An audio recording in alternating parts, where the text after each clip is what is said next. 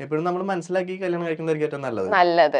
അങ്ങനെ നമ്മൾ ഈ കോളേജിലൊക്കെ നമ്മൾ റാഗിങ് ഒക്കെ ഒരുപാട് കണ്ടിട്ടുണ്ട്. അപ്പൊ ഞാനൊക്കെ ഫസ്റ്റ് ഡേ പോകുമ്പോ തന്നെ ടെൻഷൻ ആയിരുന്നു. റാഗിങ് എത്ര നാളുണ്ടാവും റാഗിങ് എന്നൊക്കെ പറഞ്ഞിട്ട് ഭയങ്കര ടെൻഷൻ ആയിരുന്നു. അപ്പൊ റാഗിങ് വഴി അതൊരു പ്രണയത്തിലാവുക, പിന്നെ പ്രണയം വിവാഹത്തിലാവുക, പിന്നെ ഇപ്പൊ അത് ബെറ്റർ ഹാഫ് ആയിട്ട് വീട്ടിലിരിക്കുക, അതൊക്കെ എല്ലാം നമ്മള് ലൈഫായിട്ട് എന്തെങ്കിലും ബന്ധമുണ്ടോ? ലൈഫായിട്ട് വളരെ ബന്ധമുള്ള ഒരു സംഭവമാണ്. ആ ഒരു ട്രാക്ക് എങ്ങനെയായിരുന്നു? ആ ട്രാക്ക് എന്ന് പറഞ്ഞാ ആ കഥയിലെ നായകൻ ഞാനും നായിക എന്റെ ഭാര്യയാണ്. ശരിക്കും പറഞ്ഞ ഞാന് ഡിഗ്രിക്ക് പഠിക്കുന്ന സമയത്ത് ആണ്, ഞാൻ തേർഡ് ഇയറിൽ പഠിക്കുമ്പം പുള്ളിക്കാരി ഫസ്റ്റ് ഇയർ വരുന്നു. അങ്ങനെ ഞങ്ങളൊരു സീനിയർ ജൂനിയർ ബന്ധമായിരുന്നു ആദ്യം. അതും ഈ പറഞ്ഞ ഒരു കഥയൊക്കെ ഉണ്ട്. പക്ഷെ ഞാൻ ആ കഥ പറയുമ്പോ ചിലർക്ക് അത് വിശ്വാസമാവുന്നില്ല. ഞാൻ ആ കഥ ഒരു ഇന്റർവ്യൂല് പറഞ്ഞപ്പോഴേ ഇത് ഉണ്ടാക്കിയ കഥയാന്ന് പറഞ്ഞു. അപ്പൊ പിന്നെ ഞാനിനി അത് പറയാം. ആൾക്കാർക്ക് ഇപ്പൊ എന്താ പറയാൻ പറ്റാത്ത? ആൾക്കാർ എന്തും പറയും. അതായത് വേറൊന്നുമില്ല, എന്റെ വീടിന്റെ അവിടുന്ന് ഒരു 8 കിലോമീറ്റർ അപ്പുറത്താണ് പുള്ളിക്കാരുടെ വീട്. ഞങ്ങള് നേരിട്ട് ഇതുവരെ കണ്ടിട്ടില്ല. ശരിക്കും പറഞ്ഞാ ഞാൻ തേർഡ് ഇയർ ക്രൈസ്റ്റ് കോളേജ് ഇരിങ്ങാലക്കുടയിൽ പഠിക്കുന്ന സമയത്താണ് ഇയാള് വരുന്നത് കോളേജിലേക്ക്. അപ്പം ഇത് വരണേക്കാളും മുമ്പ് ഒരു സംഭവം ഉണ്ട്. ഈ കുട്ടിയുടെ വീടിന്റെ അടുത്ത് തന്നെയാണ് എന്റെ അമ്മയുടെ വീട്, മാപ്രാണെന്ന് പറയും. അപ്പം അവിടെ എനിക്ക് വേറൊരു ഫ്രണ്ട് ഉണ്ട്, അജ്മൽ എന്ന് പറഞ്ഞിട്ട്. പുള്ളിക്കാരൻ എന്റെ അടുത്ത് അന്നേരം നമ്മൾ കോളേജിൽ പഠിക്കുന്ന സമയത്തൊക്കെ അറിയാലോ, ഇങ്ങനെ ചില്ലായിട്ട് നടക്കുന്നു, അത്യാവശ്യം ഇങ്ങനെ കോഴിത്തരൊക്കെ കാണിച്ചിട്ട് നടക്കുന്ന ഒരു വായ നോക്കി നടക്കുന്ന ഒരു സമയം. അപ്പം ഇവൻ അജ്മൽ എൻ്റെ അടുത്ത് പറഞ്ഞു, എടാ ഇങ്ങനെ ഒരു കുട്ടി നമ്മുടെ അവിടെ നിന്ന് വരുന്നുണ്ട്, ശ്രീദേവി എന്നാണ് പേര്. അപ്പൊ അവള് നിനക്ക് പറ്റാണെങ്കിൽ നീ അവളൊന്ന് വളച്ച് കാണിക്കുന്ന പറഞ്ഞു. അങ്ങനെയാണ് ഒരു ബെറ്റൊക്കെ വെച്ച് ഞങ്ങള്. അപ്പം ബെറ്റ് എന്തോ സംതിങ് എന്തോ കറക്റ്റ് എനിക്ക് ഓർമ്മയില്ല, എന്തോ ചെറിയൊരു സംഭവമാണ്, വലിയ കാര്യമായിട്ടല്ല പറയുന്നു. അപ്പം മെയിൻ ഉദ്ദേശം ഇതാണ്, വളച്ച് കാണിക്കും. എനിക്ക് ആ സമയത്ത് ഇങ്ങനെ ഭയങ്കര കോൺഫിഡൻസ് ആയിരുന്നു, ഞാൻ കുറച്ച് ടോപ്പാണ് ചുമ്മാ. അപ്പം അങ്ങനെ നോക്കിയപ്പം ഞാൻ പറഞ്ഞു, ഓക്കെ ഞാൻ നോക്കിക്കോളാം, എന്തായാലും നോക്കിയിട്ട് ഞാൻ സെറ്റാക്കും, നീ നോക്കിക്കോ എന്നൊക്കെ പറഞ്ഞ് പുള്ളിക്കാരി വന്നു. പുള്ളിക്കാരി എന്നിട്ട് ഞാൻ ഫസ്റ്റ് കാണുന്നത് ഇതുപോലെ റാഗ് ചെയ്യാനായിട്ട് വിളിക്കുമ്പോഴാണ്. അവര് 3-4 പേര് ഇങ്ങനെ നിൽക്കുന്ന സമയത്ത് ഞങ്ങള് വിളിച്ചു, ആളെ അടുത്തോട്ട് വിളിച്ചിട്ട് പേരും കാര്യങ്ങളൊക്കെ ചോദിച്ച് ഞാൻ എന്നിട്ട് അവളുടെ അടുത്ത് പറഞ്ഞു, എനിക്കിപ്പോഴും ഓർമ്മയുണ്ട് ആ സാധനം, ഞാൻ നിന്നെ പെണ്ണ് കാണാൻ വരുന്നതാണ്, നീ ഇപ്പം എന്നെ ചായ കേട്ട് മന്ദം വായോ എന്നൊക്കെ പറഞ്ഞിട്ട് അങ്ങനെയായിരുന്നു തുടങ്ങിയത്. ആളാണെങ്കിൽ ഇത്തിരി ഷൈ ആണ് കുറച്ച്. അപ്പം ആൾക്ക് പേടിയൊക്കെ ഉണ്ട്, പിന്നെ ഞങ്ങള് സീനിയേഴ്സ് ആണ് എന്നുള്ള പേടിയുണ്ട്. ആൾ പിന്നെ ഈ ഗേൾസ് ഓൺലി എന്നൊക്കെ വന്നിട്ട് എന്റെ അതിന്റെ പ്രശ്നവും പേടിയൊക്കെ ഉണ്ട്. അങ്ങനെ ചായ ഇട്ട് വന്നു. അപ്പൊ പറഞ്ഞു, നീ എന്നിട്ട് മറ്റേ നാണൊക്കെ അഭിനയിക്ക്, നാണൊക്കെ വേണം, ഇങ്ങനെ ഒന്നുകൊണ്ട് നാണത്തില് ഇങ്ങനെ മറ്റേ പതുക്കെ വന്ന് മറ്റേ കാലം കൊണ്ട് മറ്റേ കളൊക്കെ വരച്ച് അതൊക്കെ പറഞ്ഞു. അങ്ങനെയാണ് ഞങ്ങള് സംസാരിക്കുന്നത്. അത് കഴിഞ്ഞ് പിന്നെ എന്റെ അടുത്ത് ടാസ്ക് ഉണ്ടല്ലോ, വളയ്ക്കണം എന്നുള്ള ടാസ്ക് ഉണ്ടല്ലോ. അപ്പം ഫസ്റ്റ് നമ്മള് അങ്ങനെ സംസാരിച്ച് ഇങ്ങനെ ഞാനാണ് ഇഷ്ടാന്നൊക്കെ പറയുന്നത്, ഇഷ്ടാന്ന് പറയുന്നു. അതൊക്കെ കുറച്ച് കഴിഞ്ഞിട്ട് ഇങ്ങനെ സംസാരിച്ച് പിന്നെ ഇടയ്ക്കിടയ്ക്ക് സംസാരിക്കലായി, ഇന്റർവെൽ സമയത്തൊക്കെ സംസാരിക്കലായി. അങ്ങനെ സംസാരിച്ചിട്ടാണ് പതുക്കെ അങ്ങനെ സെറ്റായത്.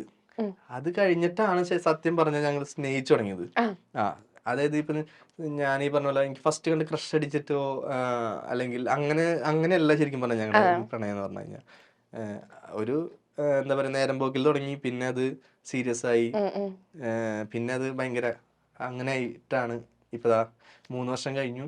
ഒരു മോനുണ്ട്, ഹർഷവർദ്ധൻ എന്നാണ് പേര്. എത്ര നാളപ്പം സ്നേഹിച്ചിട്ടുണ്ടായിരുന്നു? ഞങ്ങളൊരു 6-7 വർഷത്തോളം സ്നേഹിച്ചിട്ടുണ്ട്. എന്നിട്ട് കല്യാണം കഴിച്ചത്. കല്യാണം ഡേറ്റ് ഫെബ്രുവരി 14-ാം തീയതി. ഫെബ്രുവരി 14-ാം തീയതി വാലന്റൈൻസ് ഡേ അന്നാണ് കല്യാണം. ഓ, ഫെബ്രുവരി 14. ഓക്കെ, അപ്പൊ നമ്മൾ ഒരു ചെറിയ സെഗ്മെന്റിലോട്ട് പോവാണ്. നമ്മൾ ഒരുപാട് വിശേഷങ്ങളൊക്കെ പറഞ്ഞു, നമുക്കൊരു ചെറിയ സെഗ്മെന്റിലോട്ട് പോവാം. ഓക്കെ, അപ്പൊ ഈ സെഗ്മെന്റിന്റെ പേരാണ്, നമ്മൾ ചക്കമ്പക്കം എന്നാണ് ഷോയുടെ പേര്. അപ്പൊ ഈ സെഗ്മെന്റിൽ എന്ന് വെച്ചാൽ ഞാനാണെങ്കിൽ ഇംഗ്ലീഷിൽ കുറച്ച് സീരിയലിന്റെ പേര് പറയും. അത് ഏത് സീരിയലാണെന്ന് ചേട്ടൻ ഐഡന്റിഫൈ ചെയ്യണം. ഇംഗ്ലീഷിൽ ഞാൻ ഇംഗ്ലീഷിൽ പറയും, ചേട്ടൻ ഏതാണെന്ന് ഐഡന്റിഫൈ ചെയ്താൽ മതി. ഓക്കെ, മലയാളം സീരിയൽ തന്നെയാണോ?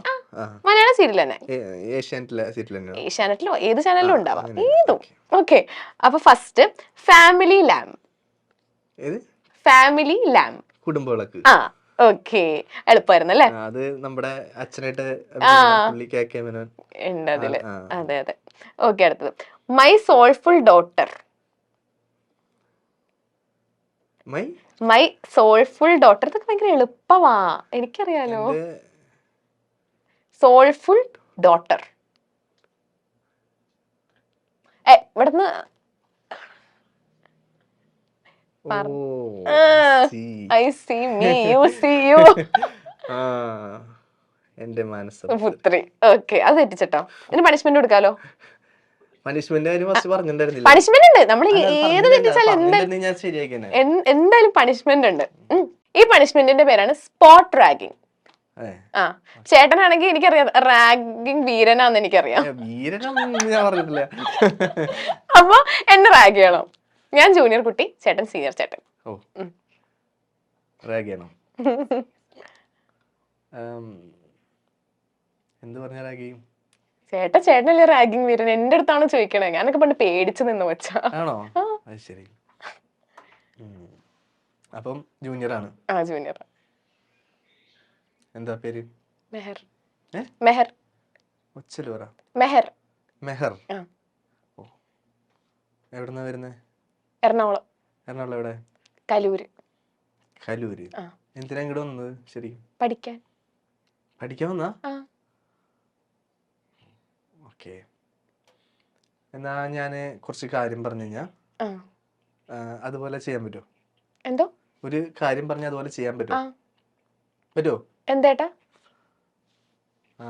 ഒന്ന് എഴുന്നേറ്റ്. എഴുന്നേൽക്ക്. എണീക്കണോ? ഡാൻസ് കളിക്കാനൊന്നും പറയരുത്. അല്ല, എഴുന്നേൽക്ക്. എന്നിട്ട് ഒറ്റ കാലിൽ നിന്നിട്ടേ, ഒറ്റ കാലിൽ നിനക്കറിയോ? ഒന്ന് നിന്നോട്ടെ, ഒറ്റ കാലിൽ നിന്നോ. എന്നിട്ട് 2 ചാട്ടം അങ്ങോട്ട് ഇങ്ങോട്ട് ചാടി. ചാട്. മതിയില്ലേ? ഞാൻ വേറെ കാര്യം പറയാം. നല്ല പാട്ട് പറഞ്ഞ ആളല്ലേ? എന്തായാലും ഒരു പാട്ട് പാട്. എന്നെ സുഖിപ്പിച്ചോണ്ടൊരു പാട്ട് പാടണം. രാത്രി ശുഭരം. ഇത് കേട്ടാ ഞാൻ എങ്ങനെ ഞാൻ സുഖിക്കുന്ന പറയണേ?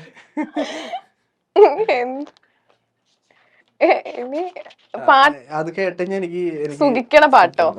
സുഖിക്കണം. കുഞ്ചിയമ്മയ്ക്കഞ്ച് മക്കളാണ്, അഞ്ചാമന പഞ്ചാര കുഞ്ചു. പാടിട്ടുണ്ട് അങ്ങനെ ഏതെങ്കിലും അവിടെ കോളേജിൽ പഠിക്കുമ്പോ?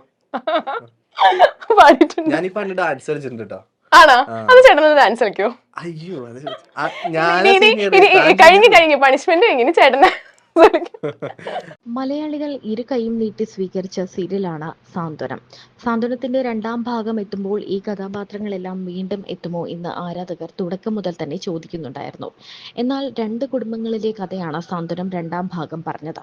അതുമാത്രമല്ല, സാന്ത്വനം ആദ്യ ഭാഗത്തിൽ 3 നായകന്മാരാണെങ്കിൽ ഇവർക്ക് തുല്യ പ്രാധാന്യമുള്ള മറ്റ് 4 പേർ അടങ്ങുന്നതാണ് ഇപ്പോഴത്തെ സാന്ത്വനം 2ാം ഭാഗം. ഇതിലെ ആര്യൻ മിത്ര ലവ് കോംബോയാണ് ശരിക്കും പറഞ്ഞാൽ ഇപ്പോൾ ഹിറ്റായി മാറുന്നത്. തുടക്കത്തിൽ ഉടക്കായിരുന്നെങ്കിലും ഇപ്പോൾ ആര്യനും മിത്രയും അങ്ങോട്ടും ഇങ്ങോട്ടും പ്രണയമുള്ള ഭാര്യ ഭർത്താക്കന്മാരാണ്. ആര്യനായി എത്തുന്നത് ഗിരീഷ് ഗംഗാധരനാണ്. താരത്തിന്റെ കുടുംബ വിശേഷങ്ങളാണ് ഇനി പറയുന്നത്. 6-7 വർഷത്തോളം പ്രണയിച്ച ശേഷമാണ് ഗിരീഷ് തന്റെ ഭാര്യയെ സ്വന്തമാക്കിയത്.